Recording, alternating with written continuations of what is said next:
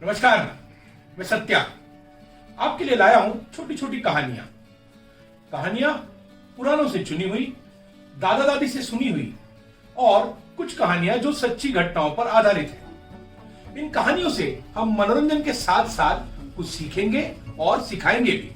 आज की कहानी है मन की बात। मोदी जी की नहीं, स्त्री के मन की बात।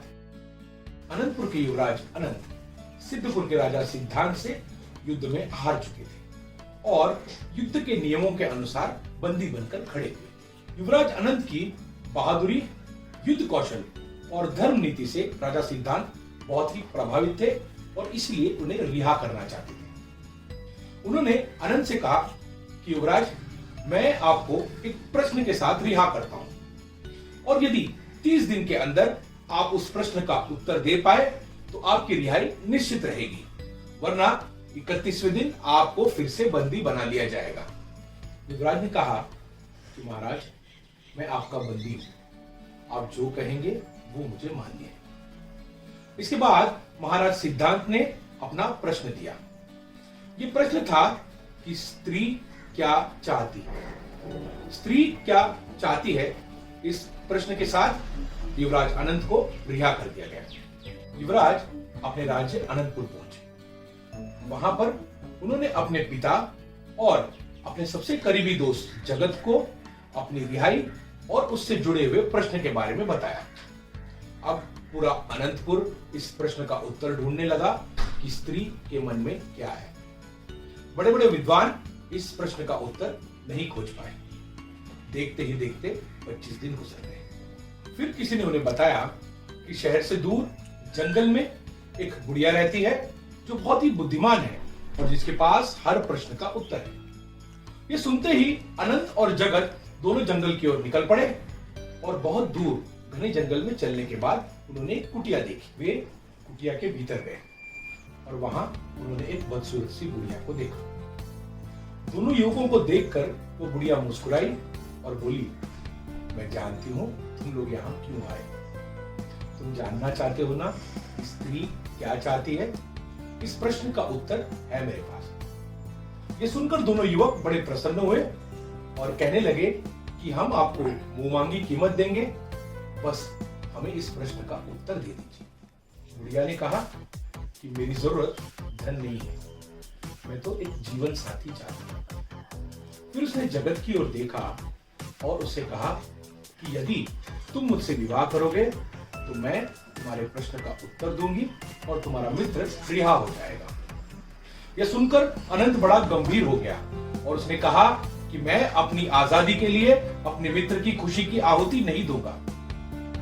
लेकिन जगत भी यारों का यार था। उसने बुढ़िया से कहा कि मैं तुम्हारे संग विवाह करने के लिए तैयार हूं, पर मुझे प्रश्न का उत्तर चाहिए। बुढ़िया ने शादी की पहली रात को प्रश्न का उत्तर देने का वादा किया। तीनों अनंतपुर पहुंचे। विवाह संपन्न हुआ। पहली रात को जब जगत दुल्हन के कमरे में पहुंचा तो वहां पर उसने एक खूबसूरत युवती को देखा। युवती को देखकर जगत चौंक गया और उसने पूछा कि तुम कौन हो, मेरी पत्नी कहां है। युवती बोली, प्रभु, मैं ही तुम्हारी पत्नी वो बदसूरत बुढ़िया हूं। असल में मुझे एक वरदान मिला है जिसकी वजह से दिन में या रात में कोई एक समय मैं एक खूबसूरत युवती बनकर रहूं। तो आप बताइए, मैं दिन में खूबसूरत युवती रहूं या रात में। ये सुनकर जगत सोच में पड़ गया। कुछ समय सोचने के बाद जगत ने अपना निर्णय लिया। आप सोचिए जगत का निर्णय क्या होगा।